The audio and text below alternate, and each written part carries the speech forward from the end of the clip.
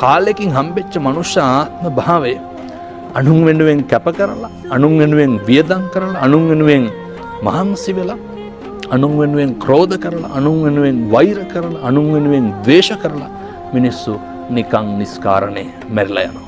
තථාගතයන් වහන්සේ දේශනා කරන්නේ මම මේ අවසාන වශයෙන් හොඳට සිහිපත් කරගන්න. පුබ්බහාසි පුබ්බබාසි පුරුදු වෙන්න. කවුරු හරි දැක්කහම හොඳට hina වෙන්න. කවුරු හරි දැක්කහම හොඳට කතා කරන්න. මේ කාරණේ මතු කරනකොට කියයි හාමුදුරුවනේ එයත්වත් එක්ක hina වුණාට කතා කරාට එයත් අපිත් එක්ක hina වෙන්නේ නැහැ නේ කියලා. hina නොවෙන එක කාගේ වැඩක්ද? එයාගේ වැඩ. ඒක අනුන්ගේ වැඩක්. ඒක එයාගේ වැඩක්. කතා නොකරන එක අනුන්ගේ වැඩක්. කතා කරන එක අපේ වැඩක්. කරණීය මෙත්තනේ. කරන්ට මෛත්‍රිය. නපරෝ පරං නිකුබ්බේත නාති මඤ්ඤේත කත්තච නං කංච කිසිවෙකුට